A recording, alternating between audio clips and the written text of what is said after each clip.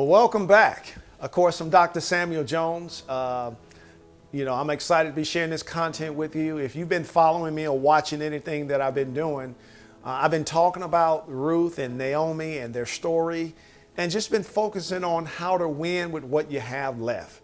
And today we're going to talk about redeeming your God-given identity to win with what you have left. So let me just summarize this story in the book of Ruth, the first chapter. This story is about Naomi, a mother who has her husband, Elimelech, has two sons, Mahlon and Chilion, and they moved to this country called Moab. And when they get there, the two sons, they married two Moabites. They marry Orpah and they marry Ruth. Now, in the span of 10 years, Naomi lost her husband, and then she lost her two sons. And eventually, she would lose one of her daughter-in-laws because Naomi decided, you know what, I'm going back to Judah. I'm giving both of my daughter-in-laws permission to go back home because, I've lost my sons, they lost their husbands.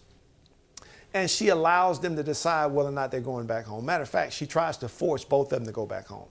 Well, Orpah, one of the daughter-in-laws, decides to go back home. Ruth decides to stay with her and be committed to her for the rest of her life, not the rest of her mother-in-law's life. And of course, they have this exchange about, Naomi is like, look, listen, Ruth, I appreciate you. I appreciate everything that you've done. But listen, you go on and have a good life, and I'm going to be fine. But I love Ruth's response. In so many words, Ruth tells her, listen, wherever you go, I'm going. Where you stay, I'm going to stay. Where you lodge, I'm going to lodge. Your people are going to become my people. Your God is going to be my God. Where you die, that's where I'm going to die also. So in so many words, Ruth made a lifetime commitment to her mother-in-law. And so it talks about where they both headed back to Judah. And today, that's where we're going to pick up. Because these scriptures, the verses I'm going to read to you, if you listen to them closely, you'll hear how Naomi has taken on, her identity has taken on what she has experienced in life. And don't you know, sometimes we do that. Bad things happen to us, challenging things happen to us, and we begin to take on the identity of what we've been through.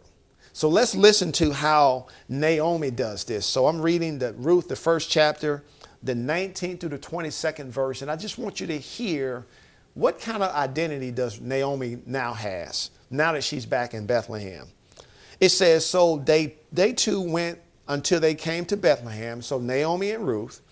And it came to pass that when they were come to Bethlehem, that all the city was moved about them. And they said, is this Naomi? So the people in the city, they are excited to see Naomi. Why? Because they heard about her experiences. They heard that she lost her husband. They heard that she lost her two sons. And probably they heard that she even lost one of her daughter-in-laws because why? Orpah went back home. But they're excited to see her. But I want you to hear Naomi's response. She says, and she said unto them, call me not Naomi, call me Mara. For the Almighty hath dealt very bitterly with me. She said, I went out full, and the Lord has brought me home again empty. Why then ye call me Naomi, seeing that the Lord hath testified against me, and the Almighty hath afflicted me? So Naomi and Ruth, the Moabites, her daughter-in-law with her, which returned out of the country of Moab, they came to Bethlehem in the beginning of the barley harvest.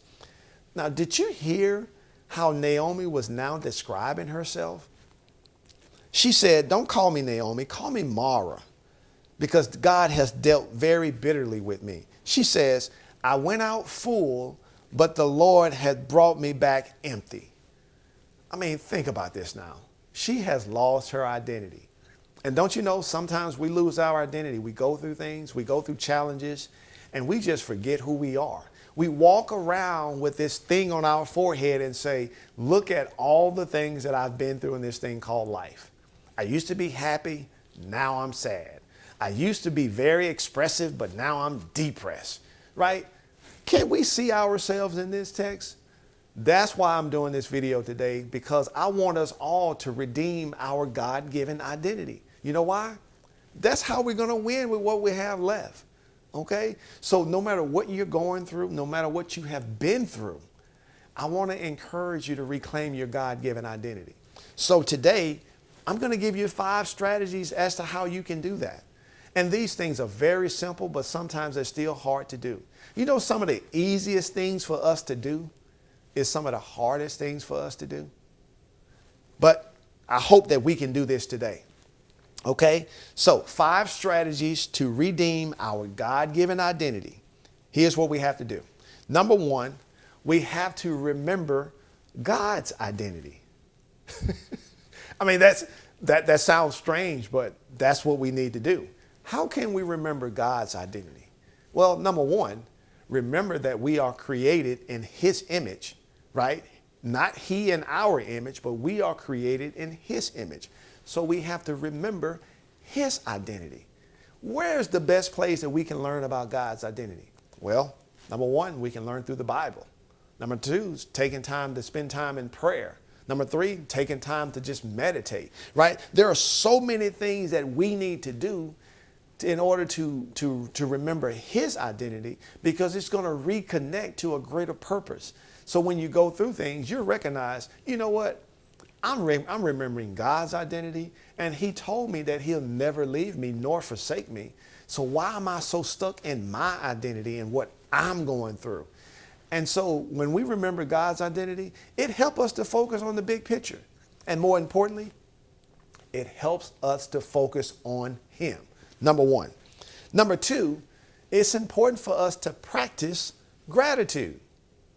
I mean, when I think about this story, Naomi, the scripture says that when she returned back to Judah, she returned back at the right time because it was barley season. So she couldn't even see the place that she was going back, where she had arrived. She couldn't see that because she was focusing on what she had been through. And I promise you, gratitude is one of the best things that you and I can do just to appreciate what we already have. When I think about practicing gratitude, I think about practicing gratitude for 3 things. Number 1, for the people that's in my life. I have so many people in my life that love me, that support me, that cheer me on, that even challenges me to be the best version of myself. And don't you know, that's what Naomi needed. That's why Ruth was with her. I can see Ruth standing right there as Naomi is describing to people. Don't call me Naomi, call me Mara. But I can see Ruth standing right there with her, committed to the end, understanding that yes, she has been through some things, but I'm going to be right here with her. See, when we have gratitude, that's what we can give other people. Because you and I, we have people in our life that we need to be so grateful for that sometimes we don't really appreciate them. So number 1, have gratitude for the people in your life. Number 2, have gratitude for the possessions in your life. You know, there's some things that you and I have, some tools and some technology that, you know, when we went through COVID, some of these things we had to build in our repertoire, we had to add on. But guess what? We have so many resources. I have so many resources and some things that I don't even know how to use. But you know what? I don't have to know how to use it because I have people in my life that know how to use it. So I can have gratitude for that. And number 3, have gratitude for your purpose. I mean, the things that you and I know right now that you didn't know yesterday, or that you didn't know last week, or that you didn't know last year, but you know right now. I mean, take some gratitude. Take some time to be thankful and be grateful for what you do know right now. And more importantly, you have a greater purpose. And so when we practice gratitude, we're reconnecting back to our God-given identity, because guess what? We were made and created in the image of God to connect with Him and to worship Him and to honor Him with what we do and everything that we have. That's why gratitude is so important. Number 3, we have to learn how to practice forgiveness. I want you to know that everything that you've done wrong and everything that maybe you had mistakes in your life and failures in your life, forgive yourself. One of the things I've learned, there are three groups of people that we need to learn how to forgive. Number one, we need to forgive family members. We just need to forgive them. Our parents and family members, you can't kick yourself out of your own family. So you can't go and get another family. Your family is what it is. And if they do things that you don't like, that they feel like they've hurt you, learn how to forgive them. Why? Because that's your blood. Okay? So forgiveness, forgive your family. Number two, forgive everyone else. Everyone else needs some grace. Why? Because they don't know. They may not even know that they've harmed you or hurt you or did anything wrong to you. And so don't walk around just being a victim. Just understand. Just give people some grace. Forgive people. I love what Jesus said when he was on the cross and everything that they were doing. He said, Father, forgive them, for they know not what they're doing. I promise you, people are not walking around in this thing called life looking exactly for you to do you harm. Sometimes you just happen to be the next person that they end up having a conversation with, or maybe they do something to you that you feel like, hey, just learn how to forgive them. You don't want to carry that for the rest of your life. So, number one, forgive your family members. Number two, forgive everyone else. And last but not least, number three, learn how to forgive yourself. You're not perfect. You have flaws, like all of us have flaws, but forgive yourself. In one of the previous videos, I talked about giving yourself some grace. You need grace. And when you learn how to give yourself grace, I guarantee you'll learn how to give everybody else grace. And don't you know that is reconnecting to your God-given identity, because God gives all of us grace. And so if God gives me grace and I'm created in his image, and if I want to be connected to his identity, guess what? I need to be doing how he's doing me. I need to be doing that for other people. And remember, none of us can do this alone. That's why we need him. Okay? So practice forgiveness. Number three. Number four is really, really important, and we have to constantly do this when we become aware of this, because if we're not aware, this will drown us. And I truly believe this is what was drowning Naomi when she got back home, and that's why she needed to have Ruth with her, because I don't think Naomi heard herself. And sometimes we can be so negative that we don't even hear ourselves. We need people around us. So number four is we need to recognize, reject, and replace negative beliefs. I truly believe that Naomi truly believed everything that she said. She said, hey, don't call me Naomi, call me Mara. Hey, I left here full. I had my husband, I had my two sons. We got there and had two daughter-in-laws, and everything was good. So when I left, I was full. But now that I'm back, I'm empty. I lost my husband. I lost my two sons. Matter of fact, I even lost a daughter-in-law. And I have one that I can't get rid of. She didn't say that, but I'm just picturing that's probably how she felt.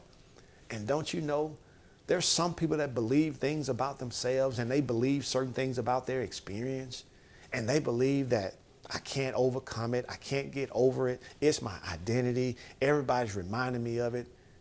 But I'm telling you, you better recognize, reject, and replace those negative beliefs that you may have. I love what Romans 12:2 says. Do not be conformed to this world, but be ye transformed by the renewing of your mind. I'm telling you, if you don't recognize these negative thoughts that you may have, and not only just recognize them, when you do recognize them, if you don't reject them, they're going to stay with you.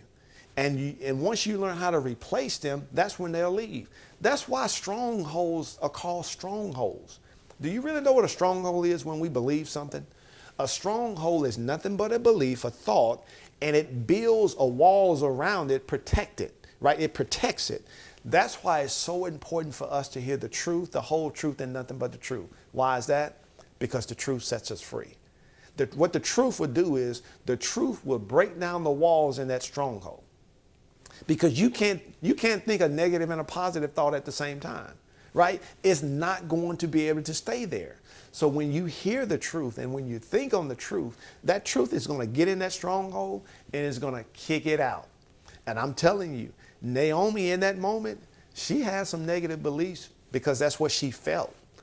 And I'm telling you, the reason when we feel things, the feelings are not controlling what we believe.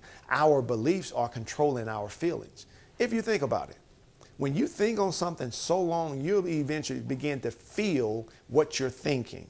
It can be a good thought or it can be a negative thought. If it's a negative thought, it will drain you. It will take away your hope. It will take away your vision. It will take away your passion. Why? Because it's a negative thought.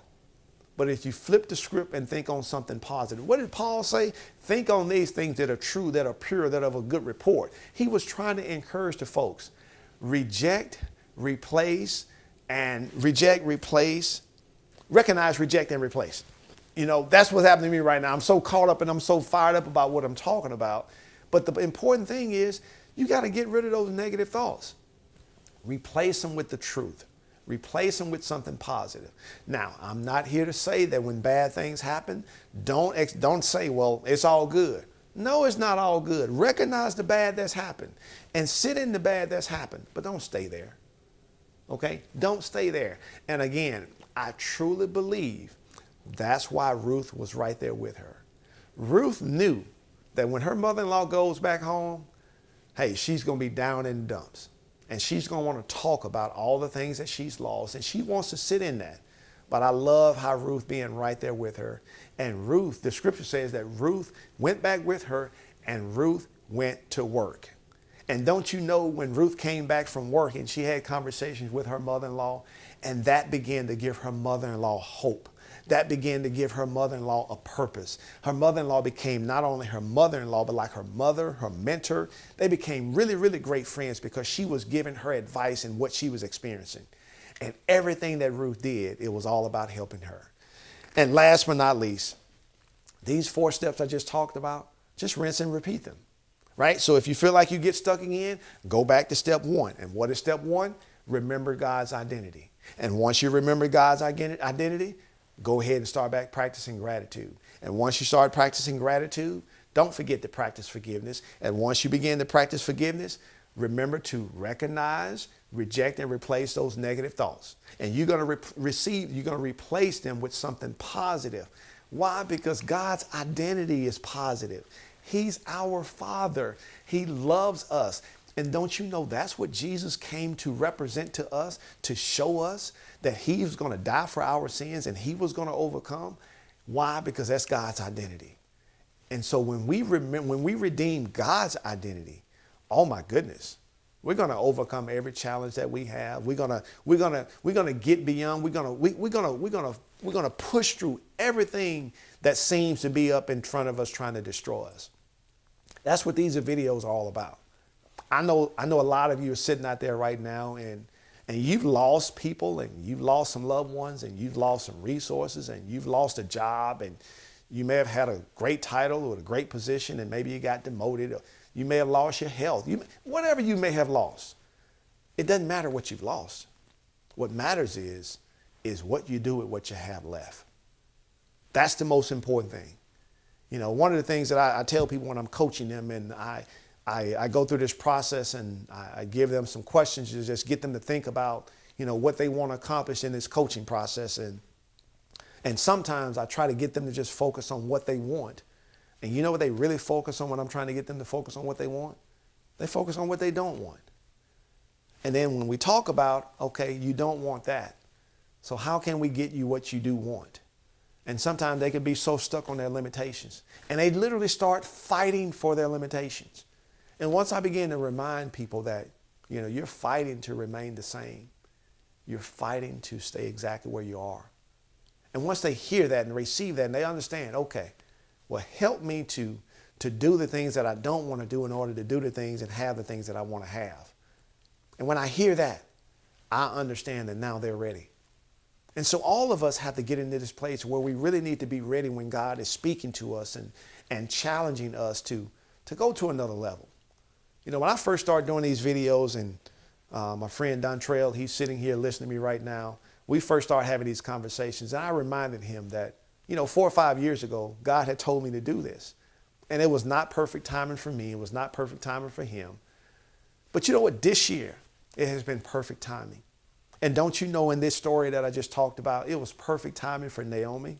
and it was perfect timing for Ruth, because the scripture said that when they came back to Judah, they was there during barley season. They was right there at the perfect time. And so I don't know where you are in your life, in your personal life, your professional life, your spiritual life. I don't know where you are, but God does. And I can promise you this, if you're listening to this video right now, this is the perfect time for you. The perfect time to do what? Well, the perfect time for you to win with what you have left. I don't know how much life I have left. Chances are you don't know how much life you have left. But I do know I'm going to win. Why I'm going to win? Not because of me, but because of who I believe in. And that person is Jesus Christ. And my whole point in doing all of these videos is to not focus on me, but it's to elevate the principles and the spirit in the scriptures for us to connect it to our personal lives in every single thing that we do. That's what God has inspired me to do. So I pray that this information and this content is helpful for you.